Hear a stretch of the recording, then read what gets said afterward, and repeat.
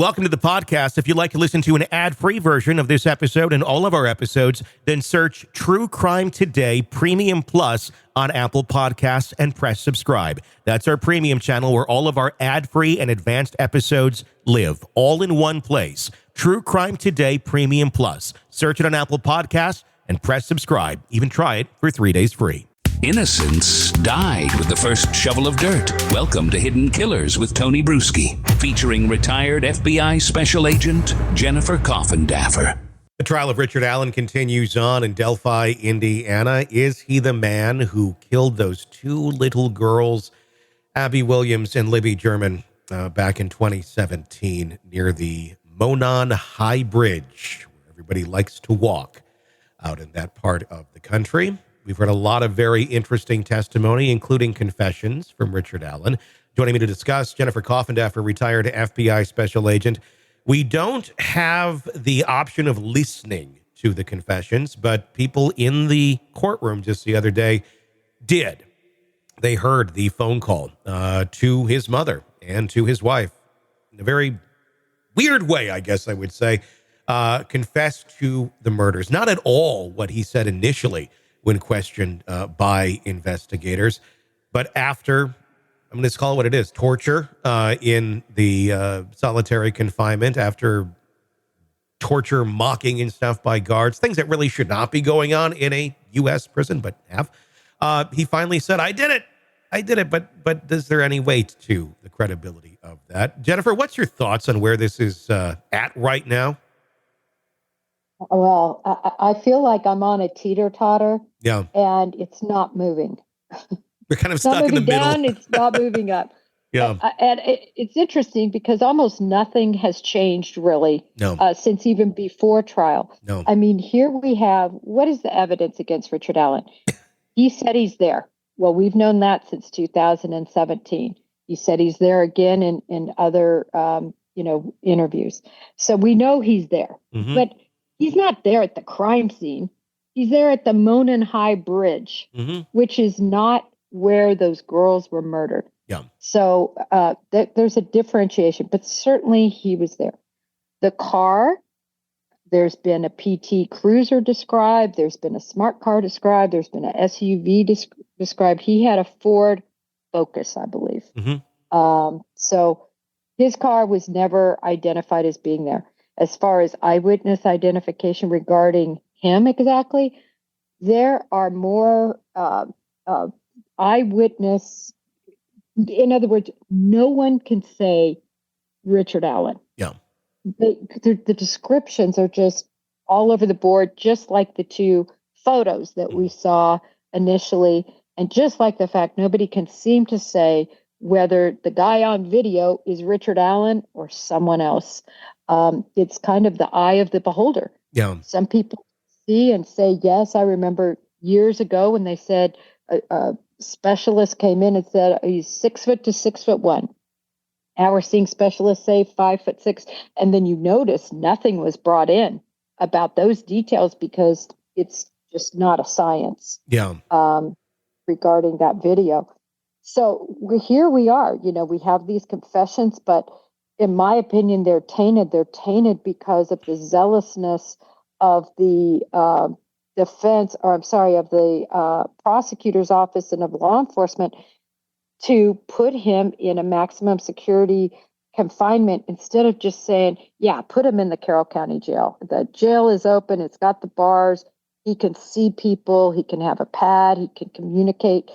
If he would have said that under less horrible circumstances and conditions, I would be much more inclined to believe what he said. Also, they're all over the place. Even the early ones now we're seeing where we understand now a lot more of, wiping feces on the wall, drinking or washing his face in toilet water, banging his head against the wall. Some people say it's for show.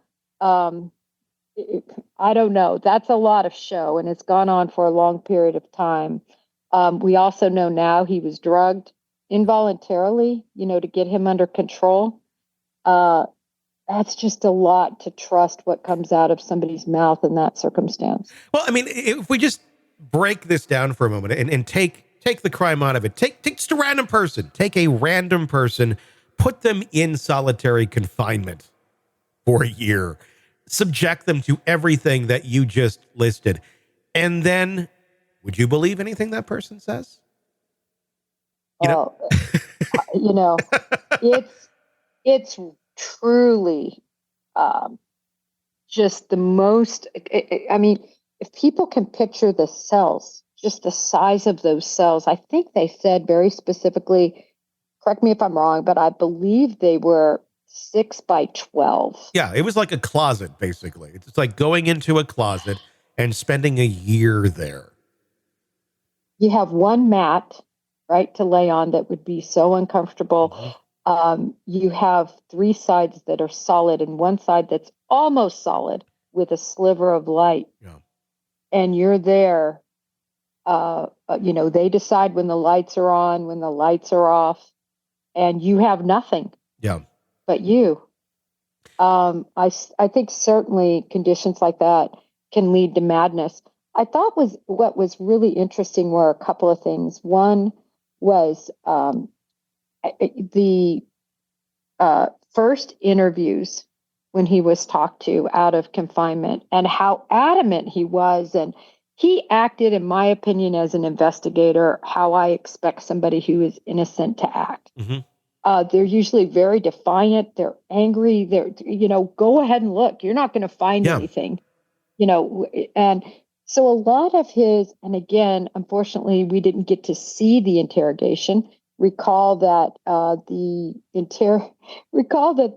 interviews that were conducted during this time were all copied over. So we don't have just happened to be just accidentally. We have this major case in our very small town, and we're accidentally losing all the evidence we have. It's all gone, copied over. The Miranda.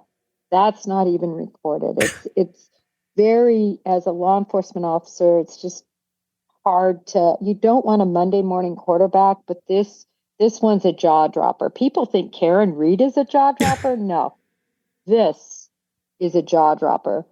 Having said that, do they have the right guy? I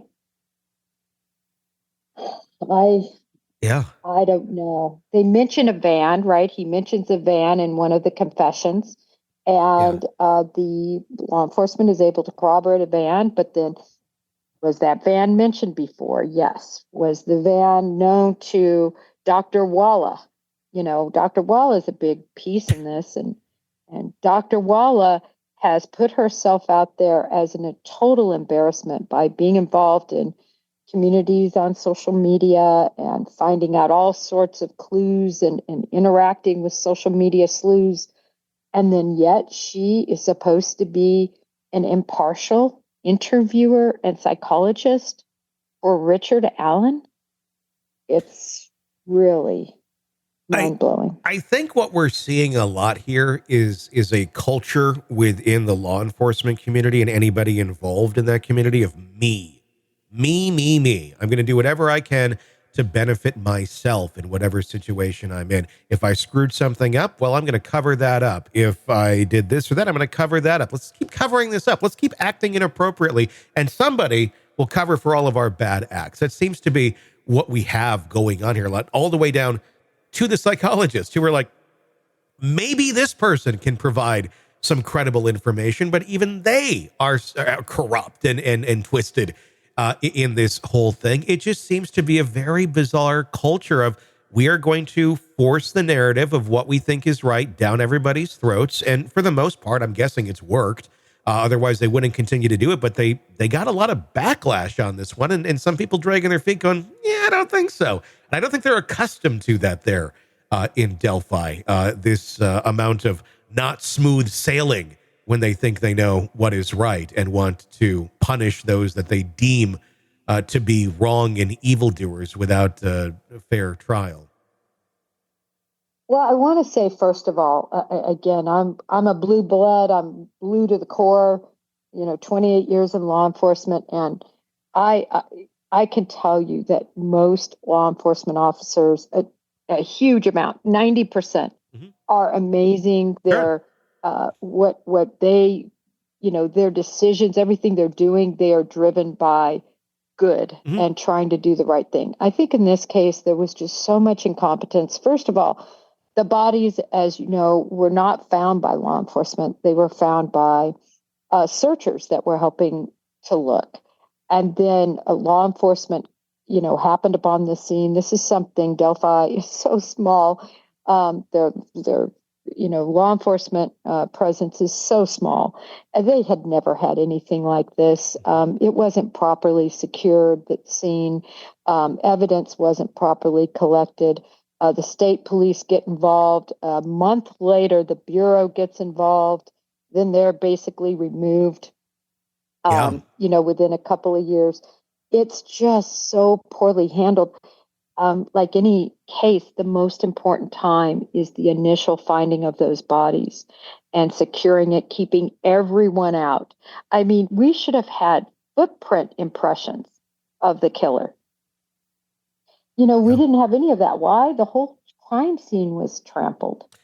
There's pieces of evidence that were found, a belt that was found, a green sash that was found that was supposedly not processed, the quote unquote rune or the hand mark we think now, right, of Libby on the tree. It took forever to process that. The branches that were laid over top of them weren't taken into evidence right at that moment. Photographs weren't taken of that bullet. Where was that bullet really found? There's just so much that was done wrong in that crime scene evaluation early on that I think that's why we're in a mess we are right now, at least for somebody like me looking at it hard. If they're feeding that jury, I don't know. I don't know why I'm shocked, but I am a bit. I was thinking maybe once this thing starts, there's going to be a bit more competency going on here in terms of law enforcement and the investigation. There's just facts we didn't know about, is what I was thinking. More things will come out in court, and it'll make a lot more sense. There's just things that they can't reveal right now. That doesn't appear to be the case. It actually appears to be more incompetency than we actually ever expected. Let's talk about the FBI, who did step in. They wanted to help. They offered their services, and Delphi said, "Nah, we're good." I mean, it reminds me of like kids, and like parent knocks on the door. "Hey, we want to check out what's going on in there." "Everything's fine, Mom. It's good. Go away. And then eventually Mom goes away. And then, somebody tries to cover up whatever they did. Mom eventually figures it out, or Mom's just never allowed back in the room. That's what it feels like with this whole FBI thing. Why would you turn down the resources of the FBI if your goal is to figure out what happened here and get justice for these kids? Resources that you don't have in Delphi, but resources that could potentially take a look at your investigation and go, why did you or did you not do these things? This is like just investigation 101. What's your thoughts? Well, when you look at the FBI, right, they came in March, so about a month later. And the problem was, if you will, for Delphi is the FBI put together a probable cause affidavit, and they very much believe Ron Logan, who was the owner of that property where they were murdered, that he very much was responsible for this. And, the affidavit is pretty compelling, but it was so late into the game when they searched his residence, there wasn't much there to find, as you can imagine, a month later. So it's very interesting that I think ideologically between the Bureau and the locals, they did not have the same belief in terms of investigative, where the investigation should go. And at the end of the day, the Bureau, the FBI, has absolutely no venue in this case, unless there was public corruption. And again, public corruption mimics incompetence. And I really think this was incompetence that turned to embarrassment. And so, it kind of leads to my next question about Ron Logan. I mean, I'm just asking you to speculate here. Is there any connection with Ron Logan to law enforcement, or any reason why anyone would want to protect Ron Logan from exposure to this crime? If in fact, if he was responsible for it in some way, shape, or form? We know he's dead now, obviously, but was there any reason to not to not go into looking at Ron further from the local Delphi official standpoint? I mean, you ask a great question.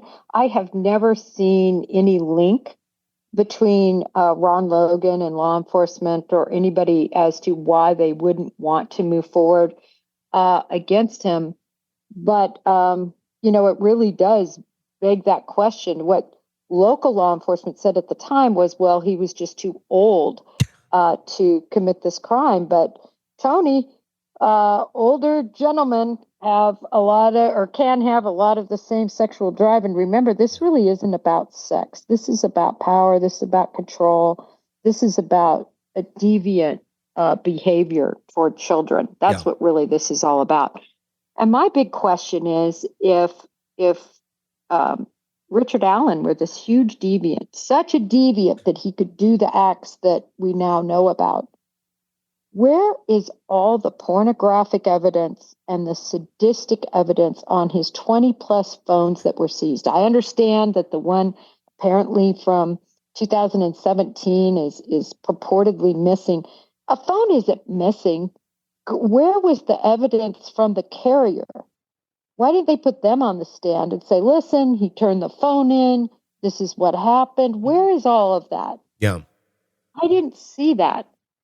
I either missed it or it didn't happen. I have to say, this has been the most frustrating situation because the reporting, there's so many on social media reporting, so much hodgepodge, I call it. Like 1 minute I look and this person's saying this and this person's this and this person's this.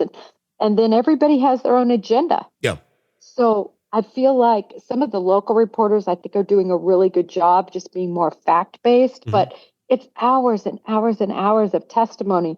So for us out here in the public, it's just so hard to decipher truth, I think.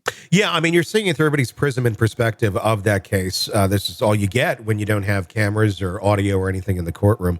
Keegan Kline, obviously, another person who raised a lot of eyebrows, considering he was communicating with one of the girls, even had talked about meeting with her on the day of the murder, eventually arrested on child porn charges. He's in prison 40 some years.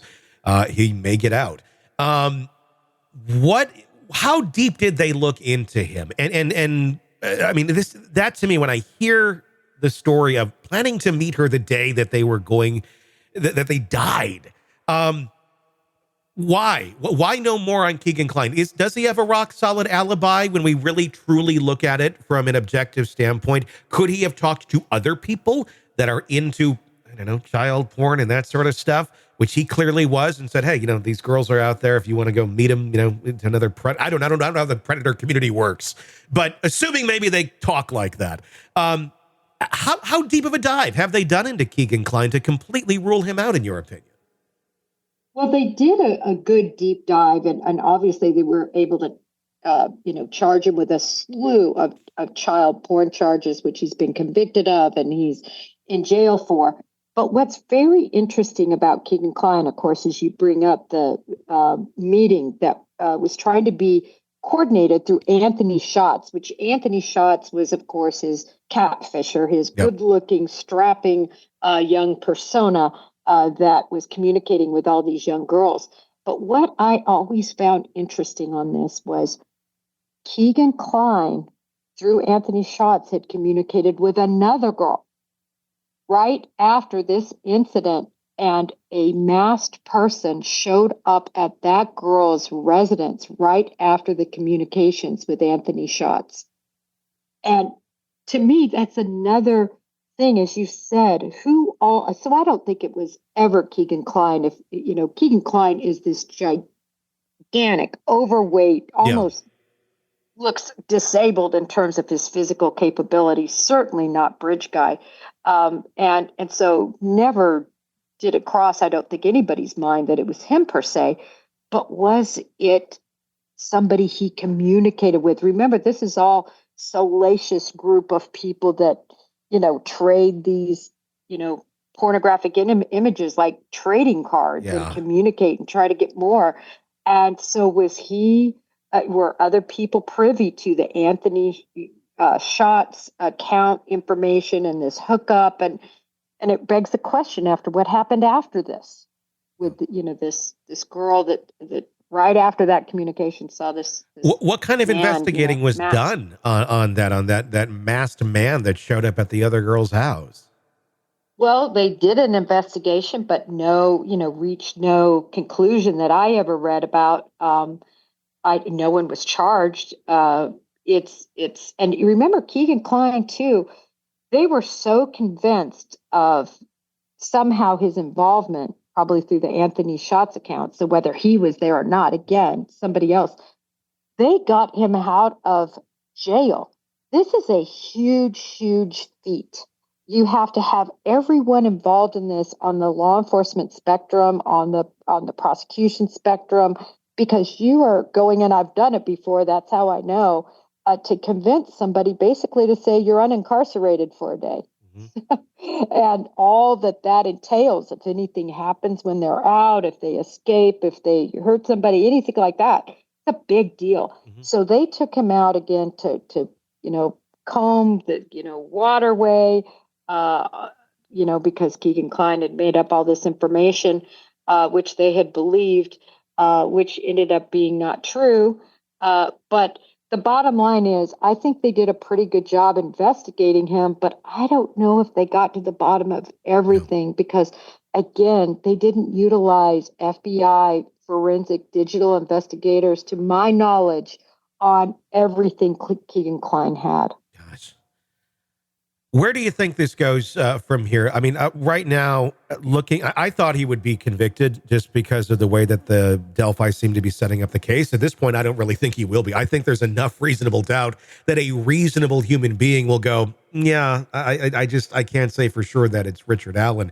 Let's say he does get off. Let's say he's set free after this. What happens in Delphi after that? Do they start looking again for somebody else, or do they just say, well, we think it was him and he got off? How do you think the authorities, I mean, the community is going to handle it one way, the authorities are going to handle it another way. How do you think that all plays out after this if Richard Allen is found not guilty? Well, as long as the same sheriff is in charge and the state police, their command does not change, that's exactly what they're going to do, is option B. Yeah. Well, we had the right guy and they screwed it up in the courtroom. But this is what I think. I think he will be convicted. Really? Out here in the public, we cuss and discuss all of this and we look with a fine-tooth comb at information that was never allowed into evidence. The geofencing isn't coming in. The information about the belt, I didn't see that in there. The information about, we'll see. We haven't seen the defense's side of things. But essentially, a lot that we get to see out here isn't coming in there. Sure. And so because of that, I think that they're going to say, they're going to believe that bullet belonged to him. Yeah. I have huge reservations about that because it was shot through a gun, was the only way they could get the tool mark, which are the extractor and the ejector, to match. Right? Pretty weak evidence, though, to sentence someone for murder.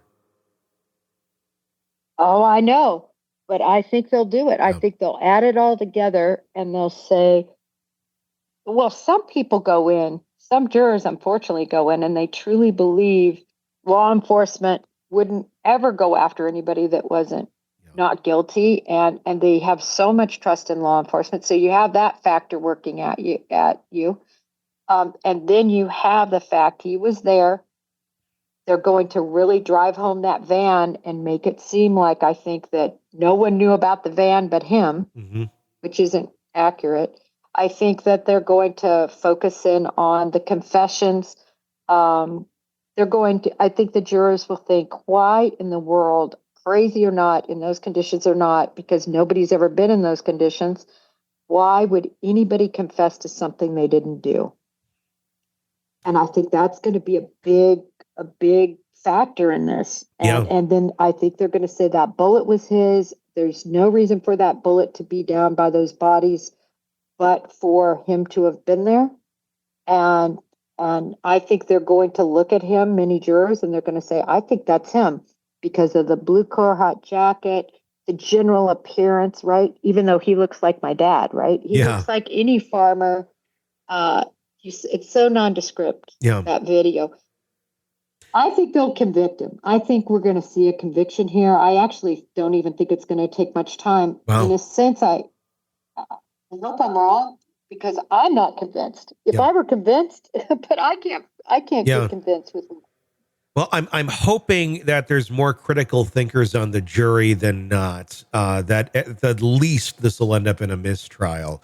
But I totally see where you're coming from. I could very well see it going exactly how you're saying. I'm going to go on the glass half full on this one and hope that, because that there's more people who can think beyond just the basics of what they're seeing. I know a lot of people can't, but maybe I don't know.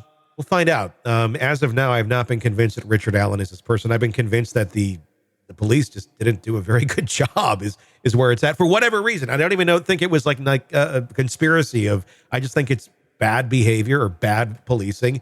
Nobody wanted to be accountable for. And this is where we've ended up. And still everybody's got their lies up or their version of the story. And it's not going to go anywhere other than that.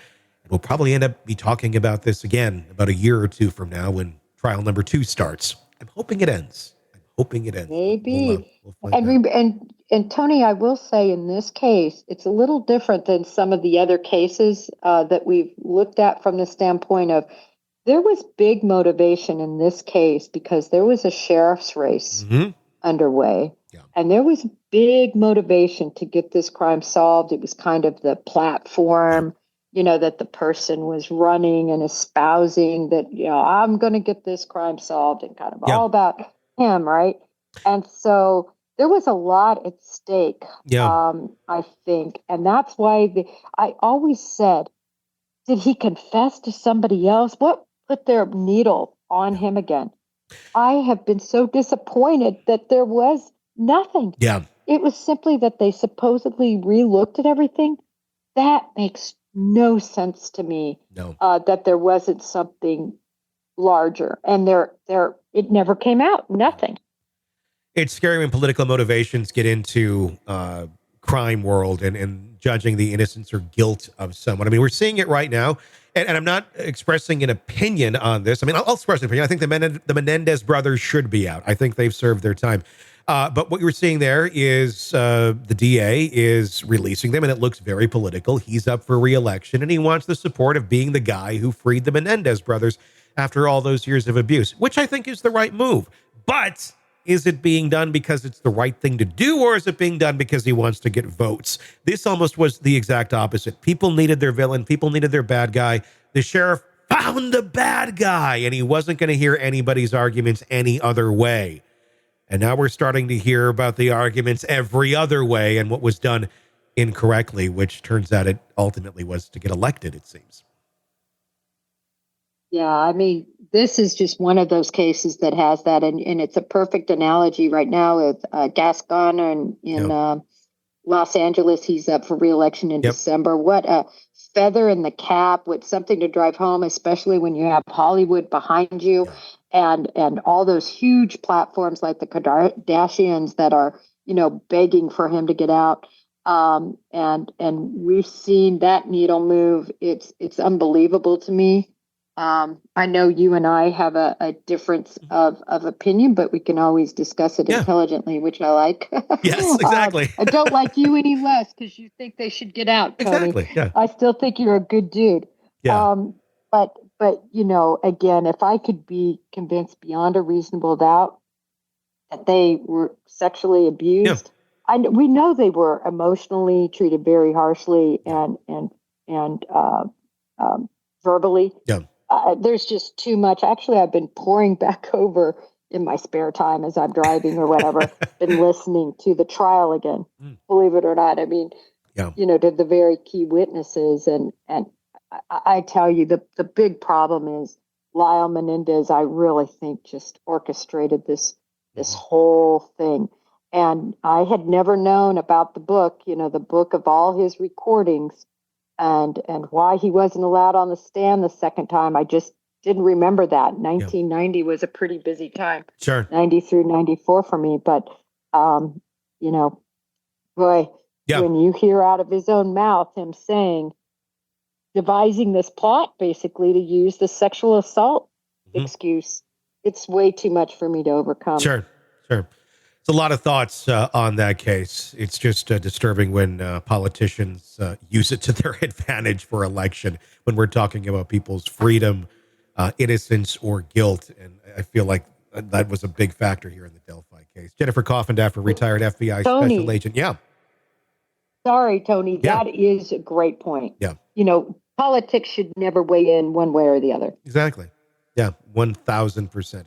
Jennifer Coffindaffer, retired FBI special agent, thank you for joining us to talk in depth about this crazy case. Welcome to the podcast. If you'd like to listen to an ad-free version of this episode and all of our episodes, then search True Crime Today Premium Plus on Apple Podcasts and press subscribe. That's our premium channel where all of our ad-free and advanced episodes live, all in one place. True Crime Today Premium Plus. Search it on Apple Podcasts and press subscribe. Even try it for 3 days free.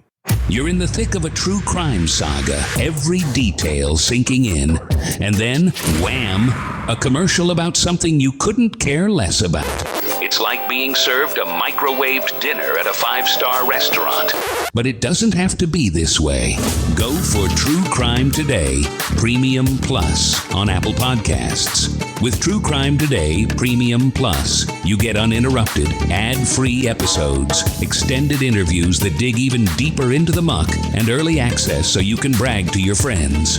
It's like ordering the secret menu at a crime buffet. So, search for True Crime Today Premium Plus on Apple Podcasts, subscribe, and savor every twisted detail without interruption.